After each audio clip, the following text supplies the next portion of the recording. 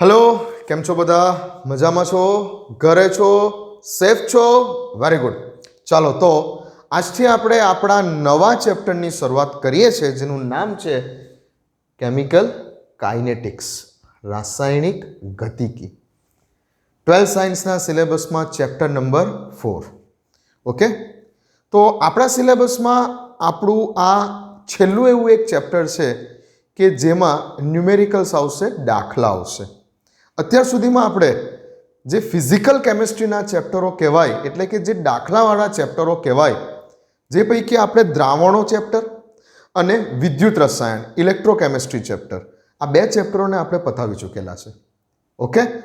હવે જે ફિઝિકલ કેમિસ્ટ્રીનું જે લાસ્ટ ચેપ્ટર કહેવાય આપણા 12th સાયન્સના સિલેબસમાં ફિઝિકલ કેમિસ્ટ્રીનું જે લાસ્ટ ચેપ્ટર કહી શકાય એવું આ ચેપ્ટર છે આપણું કેમિકલ કાઇનેટિક્સ રાસાયણિક ગતિકી। ચેપ્ટર ખૂબ મજાનું ચેપ્ટર છે અને દર વર્ષે જેઈ અને નીટ જેવી એક્ઝામોમાં આ ચેપ્ટરમાંથી 1 થી 2 ક્વેશ્ચન ઓલ્ટરનેટિવલી સેટ થતા જ હોય છે અને આમાંથી સેટ થતા ક્વેશ્ચન દાખલાકીય ક્વેશ્ચન હશે, ગણતરીવાળા ક્વેશ્ચન હશે આ ચેપ્ટરમાંથી ઓકે। તો શું છે આજે આપણે શરૂ કરીએ છીએ લેક્ચર નંબર 1 અને આજનો લેક્ચર આપણો માત્ર ને માત્ર આ ચેપ્ટરનું ઇન્ટ્રોડક્શન હશે કે આ ચેપ્ટરમાં આપણે કઈ કઈ બાબતોનો અભ્યાસ કરવાનો છે ઠીક। તો શરૂ કરીએ આપણે કે ધોરણ 11માં આપણે જે ચેપ્ટર 1 શીખી ગયા એ ચેપ્ટર હતું આપણું ઉષ્માગતિશાસ્ત્ર યાદ હોય તો ધોરણ 11માં થર્મોડાયનેમિક્સ ઉષ્માગતિશાસ્ત્રના લગભગ ખૂબ અગત્યના આપણે શૂન્ય નિયમથી લઈને પ્રથમ નિયમ દ્વિતીય નિયમ તૃતીય નિયમ વગેરે લો ઓફ થર્મોડાયનેમિક્સ આપણે શીખેલા છે ઓકે। તો ઉષ્માગતિશાસ્ત્ર જનરલી આપણને શું સમજાવે છે કે ઉષ્માગતિશાસ્ત્રની મદદથી આપણે જે વાત કરીએ છીએ તે રાસાયણિક પ્રક્રિયા થવા માટેની શક્યતા અંગેની વાત કરીએ છીએ આપણે। રાસાયણિક પ્રક્રિયા થવા માટેની શક્યતા ઇન ધ સેન્સ કે ભાઈ પ્રક્રિયા જે છે તે સ્પોન્ટેનિયસ આપમેળે થશે કે નહીં। મોટે ભાગે આ ચેપ્ટરમાં આપણે થોડીક આવી કઈ વાત કરેલી।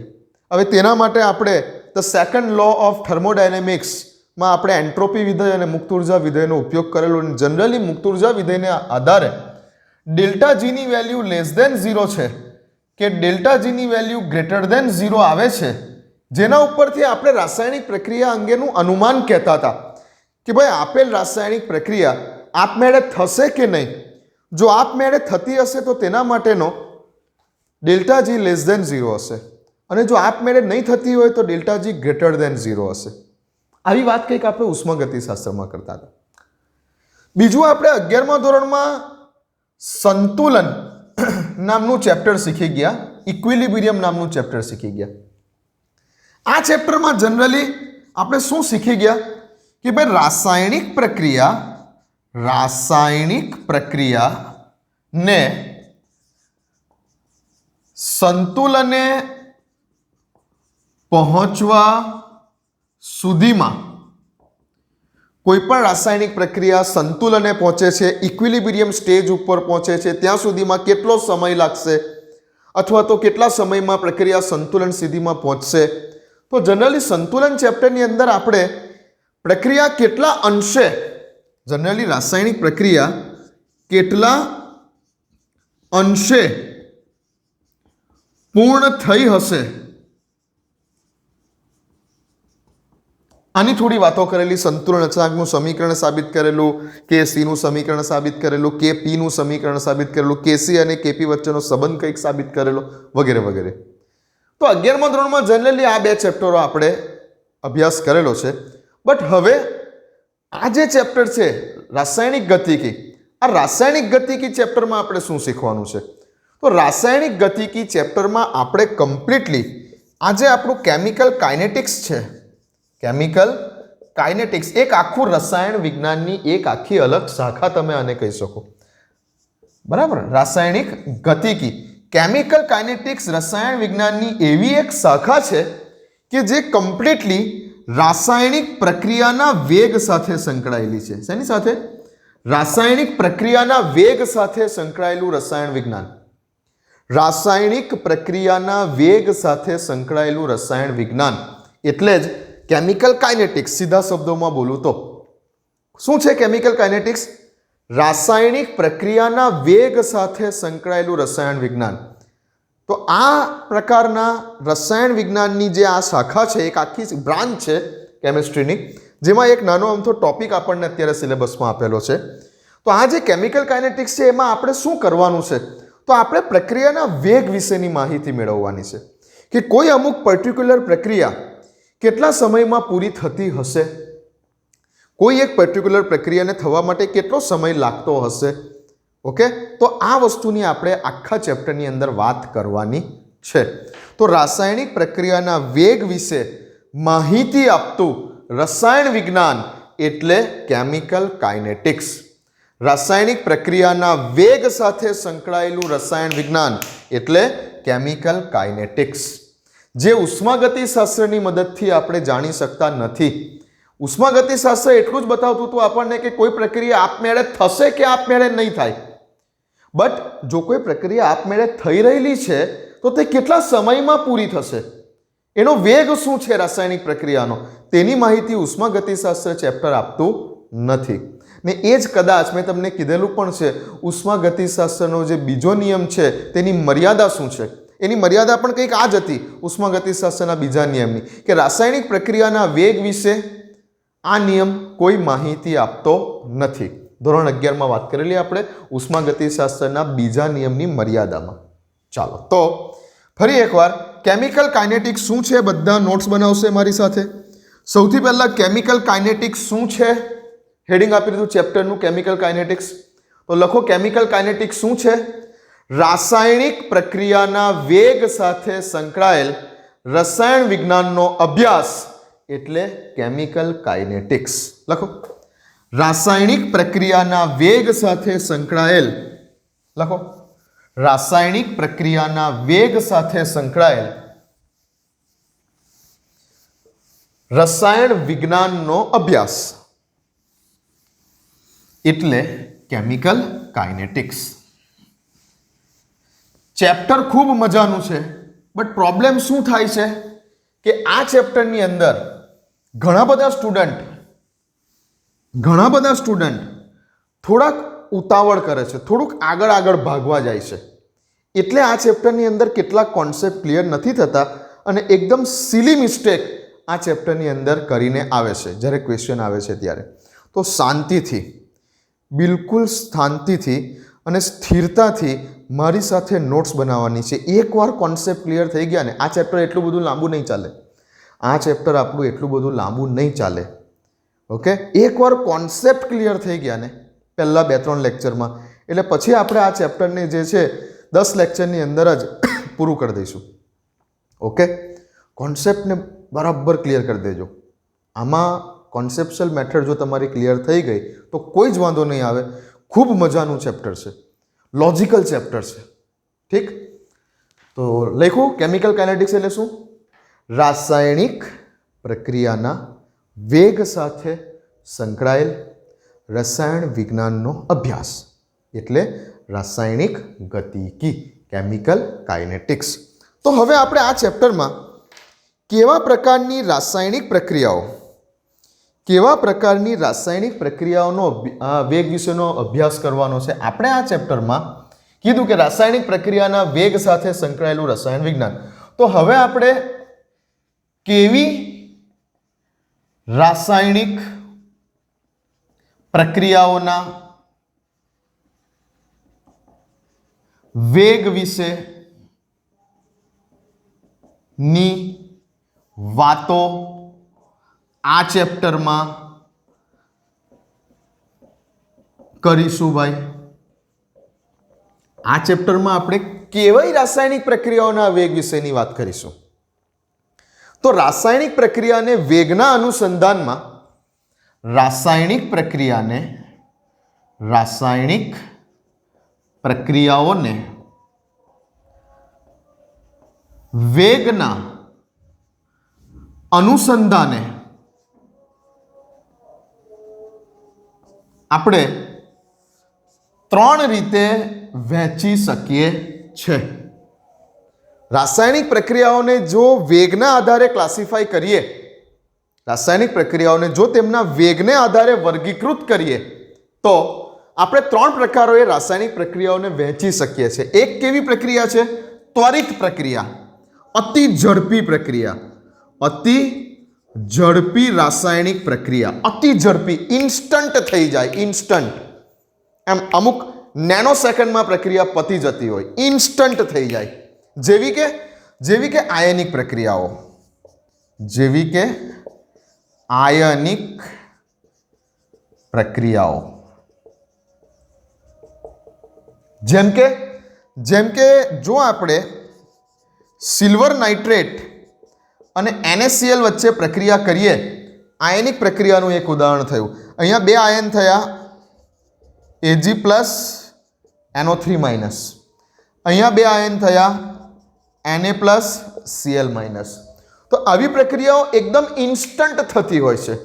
એક ટેસ્ટ ટ્યુબમાં AgNO3 નું સોલ્યુશન લો, બીજી ટેસ્ટ ટ્યુબની અંદર તમે NaCl નું સોલ્યુશન લો અને તમે જો આ બે વચ્ચે પ્રક્રિયા કરાવશો તરત જ તમને AgCl ના વ્હાઇટ પ્રેસિપિટેટ્સ જોવા મળશે. અહીંયાથી Ag+, અહીંયાથી Cl-, તરત જ તમને AgCl ના સફેદ અવક્ષેપ જોવા મળશે. આ પ્રક્રિયા એકદમ ઇન્સ્ટન્ટ થઈ જતી હોય છે. હું કહું કે અતિ ઝડપી પ્રક્રિયા એટલે જે પ્રક્રિયા 1 નેનો સેકન્ડમાં પૂરી થઈ જાય. 1 નેનો સેકન્ડ કરતાં પણ ઓછા સમયમાં જે પ્રક્રિયાઓ પૂરી થઈ જાય, અતિ ઝડપી પ્રક્રિયા, ઇન્સ્ટન્ટ પ્રક્રિયા. આવી અતિ ઝડપી પ્રક્રિયાઓના વેગ વિશેની વાત કરવાનો કોઈ મતલબ નથી, કેમ કે આવી અતિ ઝડપી પ્રક્રિયાઓના જે વેગ છે, અતિ ઝડપી પ્રક્રિયાઓના જે વેગ છે તે પ્રેક્ટિકલી ઇમ્પોસિબલ છે મેઝર કરવું. પ્રાયોગિક રીતે ઇમ્પોસિબલ છે અતિ ઝડપી પ્રક્રિયાઓના વેગ નક્કી કરવું. એટલે આ પ્રકારની અતિ ઝડપી પ્રક્રિયાઓના વેગ વિશેની વાત કરવાનો કોઈ મતલબ નથી. તો આ ચેપ્ટરમાં આપણે અતિ ઝડપી પ્રક્રિયાઓના વેગ વિશેની વાત નહીં કરીએ. બીજું કે રાસાયણિક પ્રક્રિયાઓના વેગના અનુસંધાને કેટલા પ્રકારોમાં વહેંચી શકીએ છીએ? તો આપણે પહેલો પ્રકાર તો વાત કરી કે ભાઈ અતિ ઝડપી પ્રક્રિયા. બીજા પ્રકારમાં શું બોલીએ આપણે? અતિ ધીમી પ્રક્રિયા. અતિ ધીમી પ્રક્રિયા. અતિ ધીમી પ્રક્રિયા જેવી કે હવામાંના ભેજની હાજરીમાં, હવામાંના ભેજની હાજરીમાં લોખંડ ઉપર કાટ લાગવાની પ્રક્રિયા, ક્ષારણ થવાની પ્રક્રિયા, કાટ લાગવાની પ્રક્રિયા. હવે આ પ્રક્રિયાને વર્ષો થઈ જાય, આ પ્રક્રિયા થવામાં વર્ષોનો સમય વીતી જાય. તમે નવી બાઇક લઈને આવ્યા કે તમે નવી કાર લઈને આવ્યા, એની જે લોખંડની જે બોડી છે એના ઉપર કાટ લાગતા લાગતા વર્ષો નીકળી જાય, બરાબર? તો આ એવી પ્રક્રિયા છે. હવે કાટ લાગવાની પ્રક્રિયા એટલે સપોઝ કે જો રાસાયણિક રીતે બોલું તો લોખંડની ઉપર Fe, લોખંડની ઉપર Feના, લોખંડની ઉપર લોખંડના ઓક્સાઇડ નું પડ ચડવું. એટલે કે સપોઝ કે Fe2O3 કંઈક બનાવશે ઇન્ટુ XH2O. આ કાટનું સૂત્ર થઈ ગયું. કાટ લાગે લોખંડની ઉપર, તેનું સૂત્ર થઈ ગયું. તો આ કાટ લાગવાની પ્રક્રિયામાં વર્ષો વીતી જતા હોય છે. એટલે આ પ્રક્રિયા અતિ ધીમી પ્રક્રિયા છે. તો આવી અતિ ધીમી પ્રક્રિયાઓના પણ વેગ વિશેની માહિતી લેવાનો કોઈ મતલબ નથી. અતિ ધીમી પ્રક્રિયાઓના પણ વેગ વિશેની માહિતી મેળવવાનો કોઈ મતલબ નથી. ઓકે, તો વેરી ફાસ્ટ અને વેરી સ્લો આવી પ્રક્રિયાઓના વેગ વિશેની વાત આપણે આ ચેપ્ટરમાં કરવાની નથી. તો ભાઈ આપણે આ ચેપ્ટરમાં કેવી પ્રક્રિયાઓના વેગ વિશેની વાત કરવાની છે? તો જે પ્રક્રિયા મધ્યમ ગતિએ આગળ વધે છે, જે પ્રક્રિયાઓ મોડરેટ છે, જે પ્રક્રિયાઓ મધ્યમ ગતિથી આગળ વધે છે. જે પ્રક્રિયાઓનો વેગ ખૂબ વધારે નથી, જે પ્રક્રિયાઓનો વેગ ખૂબ ઓછો નથી, મધ્યમ ગતિથી મોડરેટ સ્પીડ ઉપર જે પ્રક્રિયા આગળ વધે છે, તો એવી પ્રક્રિયાઓ નંબર 3, એવી પ્રક્રિયાઓના વેગ વિશેની વાતો આપણે આ ચેપ્ટરમાં કરીશું.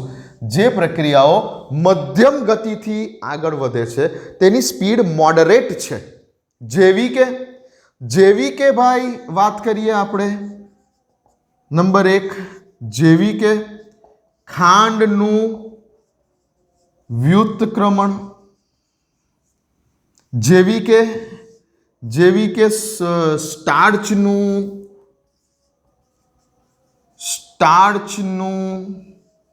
જળ વિભાજન.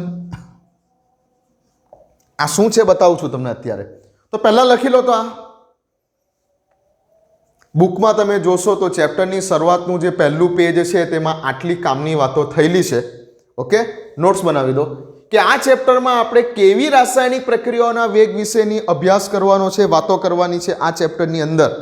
તો આ ચેપ્ટરમાં આપણે જો રાસાયણિક પ્રક્રિયાઓને વેગને આધારે જો આપણે વર્ગીકૃત કરવા જઈએ તો રાસાયણિક પ્રક્રિયાઓને આપણે 3 બાબતોએ 3 રીતે વર્ગીકૃત કરી શકીએ છીએ. પહેલું કે ભાઈ અતિ ઝડપી પ્રક્રિયા, ઇન્સ્ટન્ટ.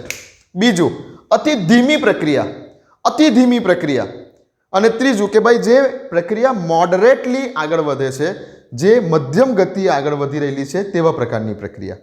ઓકે, તો જે અતિ ઝડપી પ્રક્રિયાઓ છે, એ અતિ ઝડપી પ્રક્રિયાઓનો જે વેગ છે એ પ્રેક્ટિકલી ઇમ્પોસિબલ છે માપવો, તો તેના વેગ વિશેની વાત કરવાનો કોઈ મતલબ નથી. અતિ ધીમી પ્રક્રિયાઓ છે, જેવી કે હવામાનના ભેજની હાજરીમાં લોખંડ પર કાટ લાગવાની પ્રક્રિયા, તો અતિ ધીમી પ્રક્રિયાઓના પણ વેગ વિશેની વાત કરીને કોઈ મતલબ નથી, કેમ કે આ પ્રક્રિયાઓને પૂરું થતાં વર્ષો વીતી જતા હોય છે. તો આપણે કેવા પ્રકારની પ્રક્રિયા પર કોન્સન્ટ્રેટ કરવાનું છે આ ચેપ્ટરમાં? જે પ્રક્રિયાઓ મધ્યમ ગતિથી આગળ વધે છે, જેની સ્પીડ મોડરેટ છે. જેવી કે આ ઉદાહરણ લખીને આપ્યા છે, ખાંડનું વ્યુત્ક્રમણ અને સ્ટાર્ચનું જળ વિભાજન. બીજી ઘણી બધી પ્રક્રિયાઓ છે જેમાં રાસાયણિક બંધ તૂટતા હોય, નવા બંધ બનતા હોય, વગેરે વગેરે. આગળ જતા ચેપ્ટરમાં મજા કરીશું. પહેલાં આટલું લખી લો, વિડીયોને પોઝ કરીને હટી જાઓ. લો,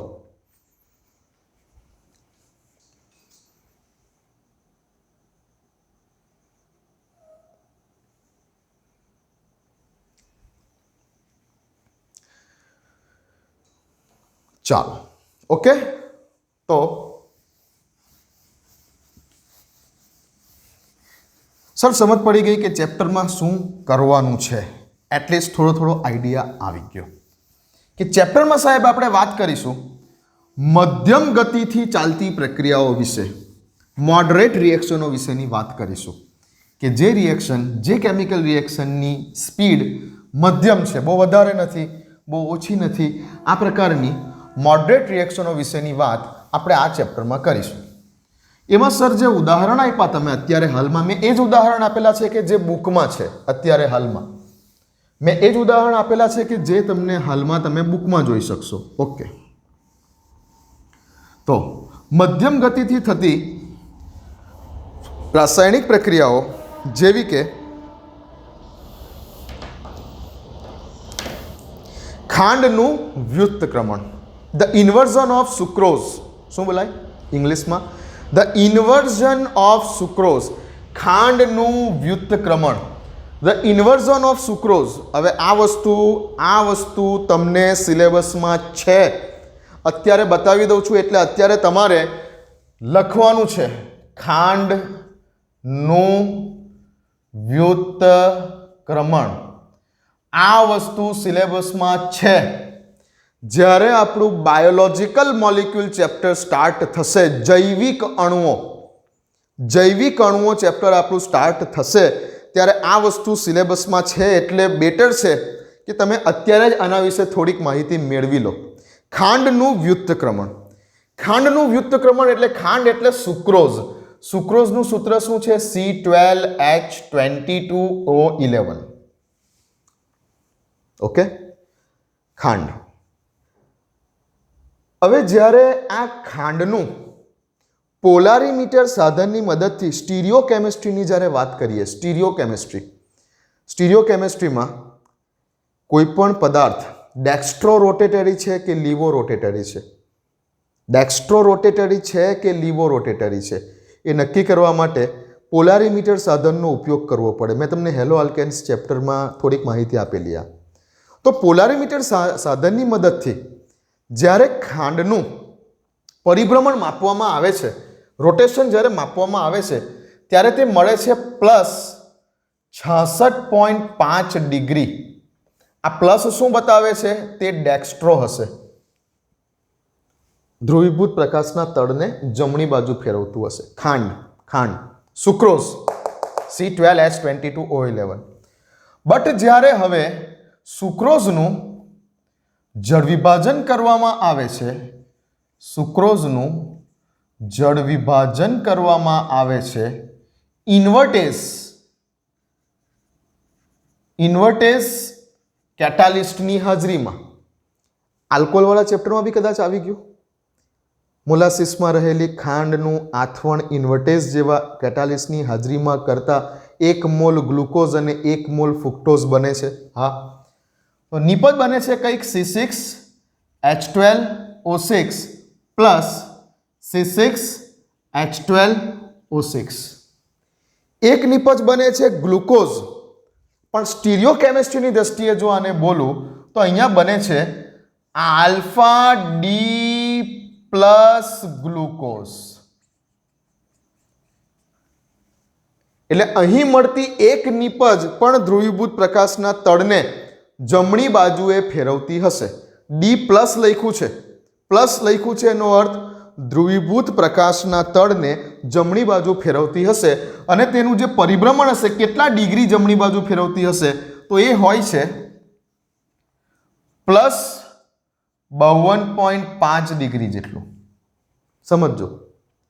અને બીજી બીજી જે નિપજ મળે છે તેને બોલીએ છે બીટા. હવે આ આલ્ફા ને બીટા શું છે, અહીં આલ્ફા ને બીટા શું છે તે વાત આપણે કરીશું જ્યારે બાયોલોજિકલ મોલિક્યુલ ચેપ્ટર ચાલશે ત્યારે. પણ હવે બીજી નિપજ જે છે એ છે alpha D minus fructose. Okay, જેનું વિશિષ્ટ પરિભ્રમણ હોય છે લગભગ 92.5 ડિગ્રી જેટલું, બટ માઇનસમાં. જો અહીંયા માઇનસ લખેલું છે, માઇનસ એટલે ડાબી બાજુ અને પ્લસ એટલે જમણી બાજુ, બસ આટલો જ ફરક છે. તો એ -92 ડિગ્રી જેટલું સમથિંગ ડાબી બાજુ ધ્રુવીભૂત પ્રકાશના તળને કોણાવર્તન કરે છે. તો જે આપણો પ્રક્રિયક હતો, પ્રક્રિયક તરીકે જે આપણો સુક્રોઝ હતો એટલે કે ખાંડ હતી, તેનું નેટ પરિભ્રમણ કેવું હતું? પ્લસમાં હતું. પ્લસમાં હતું એટલે ધ્રુવીભૂત પ્રકાશના તળને તે જમણી બાજુ ફેરવતું હશે. જ્યારે અહીં મળતી બે નિપજોનું મિક્સર કે જેમાં ગ્લુકોઝવાળી નિપજ +52.5 ડિગ્રી કોણાવર્તન કરે છે, જ્યારે ફ્રુક્ટોઝવાળી નિપજ -92.5 ડિગ્રી જેટલું કોણાવર્તન ડાબી બાજુએ કરે છે, તો નેટ પરિણામી ફાઇનલ રોટેશન કેટલું થવાનું? તો કે ફાઇનલ રોટેશન જે આવશે તે, બટ ફાઇનલ રોટેશન નેગેટિવ આવશે. -92 માંથી +52 જશે એટલે ફાઇનલ જે આન્સર આવશે તે કંઈક નેગેટિવમાં આવવાનો છે તમારો. એટલે કે પરિભ્રમણની સાઇન બદલાઈ ગઈ. જે પ્રક્રિયક હતો એ પ્રક્રિયકમાં નેટ સાઇન પ્લસ હતી, પણ ફાઇનલી જ્યારે નિપજ બની ત્યારે નિપજમાં નેટ સાઇન કેવી આવવાની છે? માઇનસ આવવાની છે. એટલે કે પરિભ્રમણ બદલાઈ જવાનું છે. ડેક્સ્ટ્રો રોટેટરીથી લીવો રોટેટરી થઈ જવાનું છે, જેને જ બોલાય છે સુક્રોઝનું વ્યુત્ક્રમણ. વ્યુત્ક્રમણ એટલે ઇન્વર્ઝન. તો ઇન શોર્ટ, આ જે પ્રક્રિયા છે કે સુક્રોઝનું રૂપાંતર ગ્લુકોઝ અને ફ્રુક્ટોઝમાં કરવું, આ પ્રક્રિયાની જે સ્પીડ છે તે મોડરેટ છે. ખૂબ ઝડપથી નથી થતી, ખૂબ ધીમેથી નથી થતી, મોડરેટ સ્પીડ ઉપર થાય છે. તો જે ઉદાહરણ અહીંયા આપેલું છે ને ખાંડનું વ્યુત્ક્રમણ, તે એકચ્યુઅલી શું છે તે બતાવ્યું અહીંયા. વ્યુત્ક્રમણ શબ્દ કેમ લખ્યો? કેમ કે ખાંડના વિશિષ્ટ પરિભ્રમણની જો વાત કરીએ પોલારીમીટર સાધનની મદદથી જે માપવામાં આવેલું તે પ્લસમાં છે, +66.5 ડિગ્રી. આંકડાનું કામ નથી, પ્લસમાં છે. ઇન શોર્ટ, પ્રક્રિયકનું પરિભ્રમણ પ્લસમાં છે. જેનું જળ વિભાજન કરીને જે બે નિપજ બને છે ગ્લુકોઝ અને ફ્રુક્ટોઝ, જેમાં ગ્લુકોઝનું પરિભ્રમણ પ્લસમાં છે પણ ફ્રુક્ટોઝનું પરિભ્રમણ માઇનસ છે. બંનેનો જો આપણે સરવાળો કરીશું તો નેટ રોટેશન માઇનસમાં આવવાનું છે, એટલે પરિણામી જે નિપજ છે બંનેને ભેગા કરીને મળતી પરિણામી જે નિપજનું રોટેશન તે માઇનસમાં રહેવાનું છે. પ્રક્રિયક પ્લસમાં હતો સ્ટીરિયો કેમિસ્ટ્રીની દ્રષ્ટિએ અને નિપજ માઇનસમાં થઈ ગઈ, જેથી કરીને શું થયું કહેવાય? આ ઇન્વર્ઝન થયું કહેવાય. ઓકે, ખાંડનું ઇન્વર્ઝન, સુક્રોઝનું ઇન્વર્ઝન. તો આ એક ઉદાહરણ હતું. ઓકે, ચાલો બીજી વાત કરીએ આપણે કે લખેલું છે સ્ટાર્ચનું જળ વિભાજન. આ લખી લેજો, ખાંડનું વ્યુત્ક્રમણ એટલે શું લખી લેજો. વિડીયોને પોઝ કરીને લખી લો. તો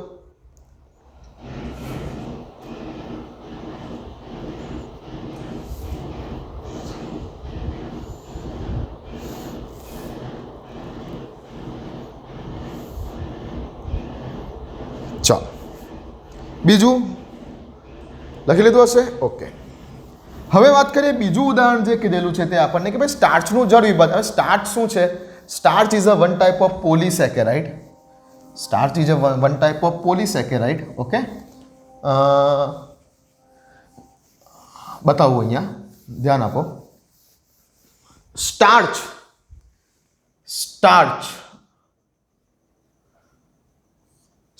is a generally one type of polysaccharide. One type of polymer એવું સમજો સ્ટાર્ચને. સ્ટાર્ચ એક પ્રકારનો પોલિમર છે જેનું સૂત્ર શું છે? સ્ટાર્ચનું જે સૂત્ર છે તમે સમજો કે C6H10O5 n ટાઈમ્સ. આ સ્ટાર્ચનું સૂત્ર થયું. ઓકે, સ્ટાર્ચ એક પ્રકારનો પોલિમર છે એવું માનો. સ્ટાર્ચને એક પ્રકારનો પોલિમર છે એમ માનો કે જે અસંખ્ય નાના મોનોસેકેરાઇડના અણુઓના જોડાવાથી બને છે. હવે સ્ટાર્ચ પોલિમર છે તો પોલિમર બનાવવા માટે કોઈને કોઈ મોનોમરની તો જરૂર પડે. સ્ટાર્ચ એક પોલિમર છે એવું કીધું. પોલિમર બનાવતો નાનામાં નાનો ઘટક જેને શું કહેવાય? મોનોમર. તો સ્ટાર્ચને બનાવતો મોનોમર કયો છે? તો સ્ટાર્ચને બનાવતો મોનોમર છે alpha D plus glucose. Alpha D plus glucose. સૂત્ર શું ગ્લુકોઝનું?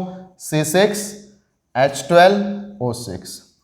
આલ્ફા ડી પ્લસ ગ્લુકોઝના અસંખ્ય અણુઓ જ્યારે એકબીજા સાથે જોડાયા ત્યારે આ સ્ટાર્ચ નામનો પોલિમર બન્યો. Okay, that's it. ક્લિયર? હા. હવે સ્ટાર્ચ જનરલી આપણને કેવા પ્રકારના ખાદ્ય પદાર્થોમાંથી મળી આવે છે? તો કે ભાઈ કંદમૂળ, બટાકા, શક્કરિયા, બીટ, સુરણ, કંદમૂળો અને અમુક ધાન્યમાંથી પણ મોટે ભાગે સ્ટાર્ચ મળી આવે છે. સ્ટાર્ચનો સ્ત્રોત શું છે? સ્ટાર્ચ શેમાંથી મળી આવે છે બોડીને? તો કંદમૂળોમાંથી, બટાકા, શક્કરિયા, બીટ વગેરે. ઓકે, સ્ટાર્ચ કેમિકલી શું છે? તો કે સ્ટાર્ચ કેમિકલી એક પોલિસેકેરાઇડ છે, એક પોલિમર છે.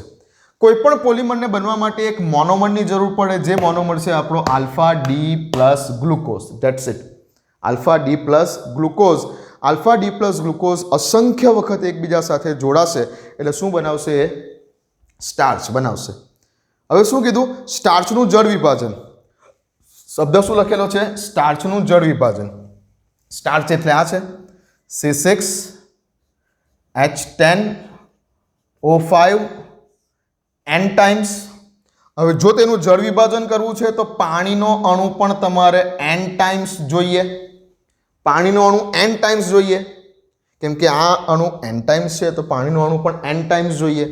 ઓકે, લગભગ ઇન્ડસ્ટ્રીયલ મેથડમાં 2 થી 3 atm પ્રેશર ઉપર લગભગ 393 કેલ્વિન ટેમ્પરેચર ઉપર એસિડિક માધ્યમમાં જો હાઇડ્રોલિસિસ થશે, જળ વિભાજન થશે તો તમને અહીં n molecules of glucose C6H12O6 ગ્લુકોઝના પ્રાપ્ત થશે.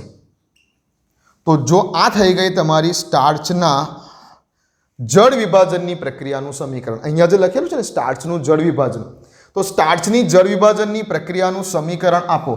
આ થઈ ગયું સ્ટાર્ચના જળ વિભાજનની પ્રક્રિયાનું સમીકરણ. કે સ્ટાર્ચનું જો જળ વિભાજન કર્યું, ઇન્ડસ્ટ્રીયલ મેથડ છે, ટેમ્પરેચર પ્રેશર લખેલા છે, એસિડિક માધ્યમ રાખેલું છે તો ગ્લુકોઝ મળે છે. આ થઈ ગઈ સ્ટાર્ચના જળ વિભાજનની પ્રક્રિયાનું સમીકરણ. ઓકે, ચાલો લખો.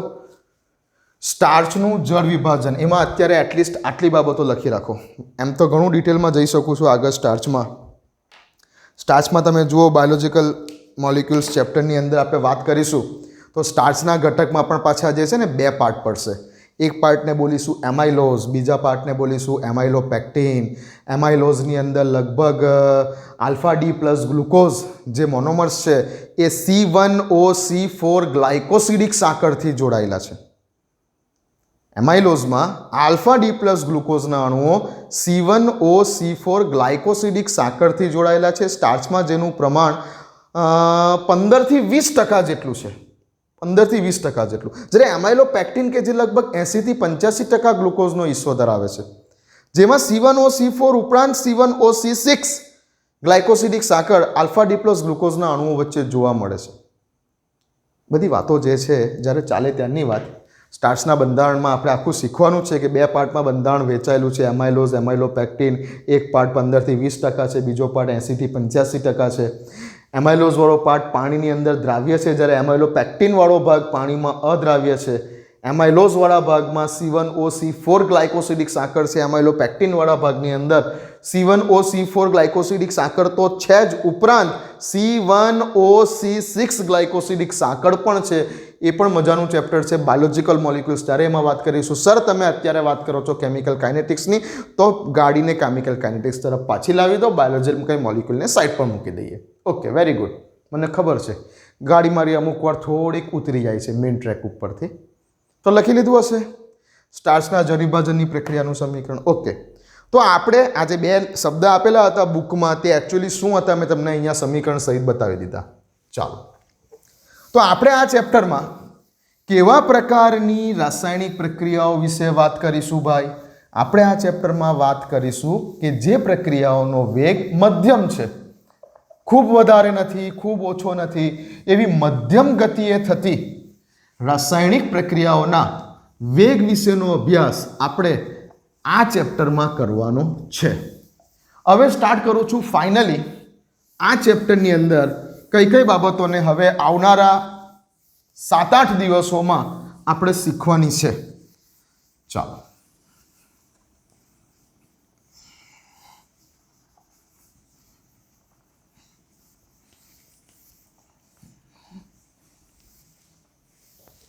આવનારા 7 થી 8 દિવસોમાં આપણે કયા કયા શબ્દો ઉપર ફોકસ કરવાનું છે, કયા કયા શબ્દો ઉપર ધ્યાન આપવાનું છે, કઈ કઈ બાબતોને શીખવાની છે, તો આ ચેપ્ટરની અંદર આપણે વાત કરીશું. નંબર 1, રાસાયણિક પ્રક્રિયા વેગ વિશે. કેવી રાસાયણિક પ્રક્રિયા? કેવી રાસાયણિક પ્રક્રિયા?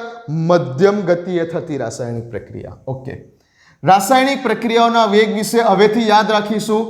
રાસાયણિક પ્રક્રિયાના વેગને ROR બોલીશું. રેટ ઓફ રિએક્શન, ROR શોર્ટમાં બોલીશું.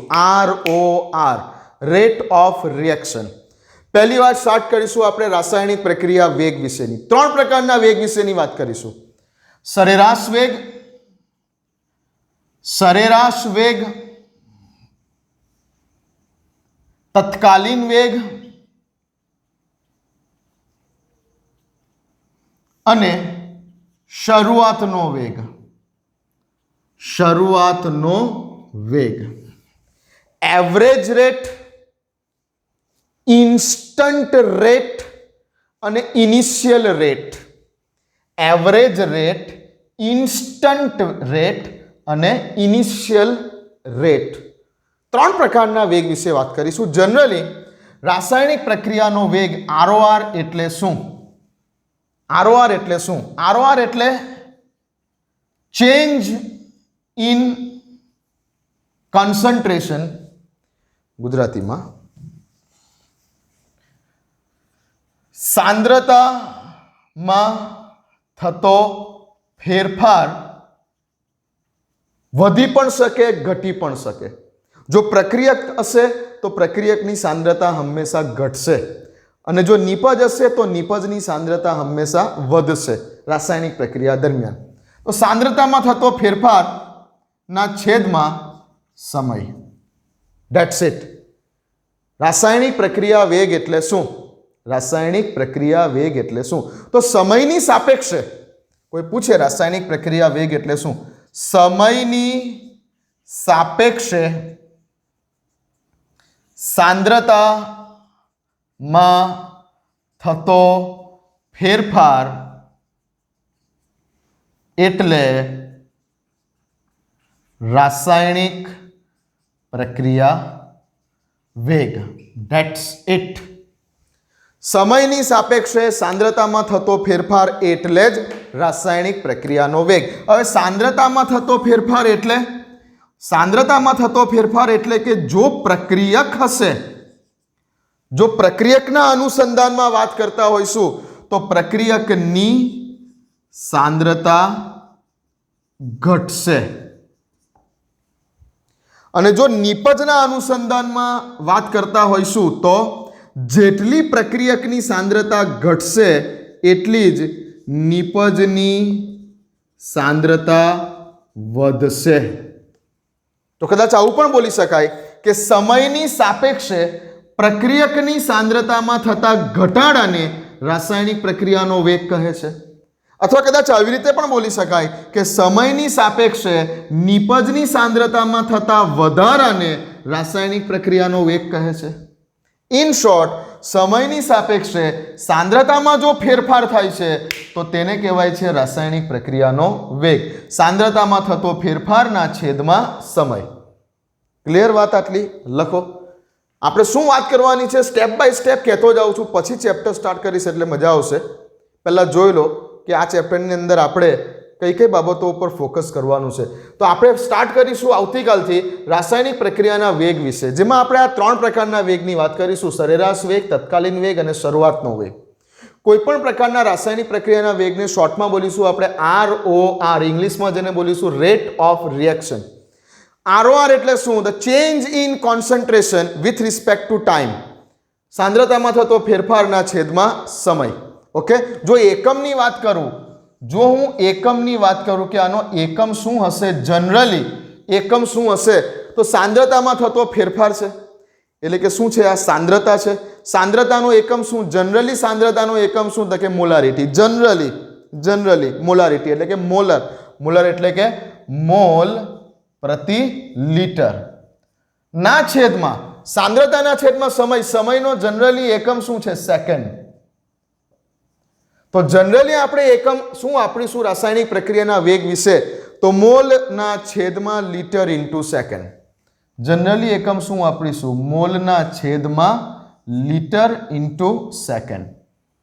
ઓકે, અથવા આને આ રીતે પણ લખી શકાય છે કે mall into litre inverse into second inverse. રાસાયણિક પ્રક્રિયાના વેગ વિશેની જનરલી. ઓકે, ચાલો. તો પહેલી વાત કરવાની છે આપણે આ ચેપ્ટરમાં રાસાયણિક પ્રક્રિયાના વેગ વિશેની, અને પછી આપણે વાત કરવાની છે સેકન્ડ પોઈન્ટ. લખી લીધું? આટલું લખી લીધું? ઓકે. સેકન્ડ પોઈન્ટમાં આપણે વાત કરવાની છે, ચેપ્ટરમાં આગળ વધીશું ત્યારે રાસાયણિક પ્રક્રિયાના વેગ ઉપર અસર કરતા ફેક્ટર્સ.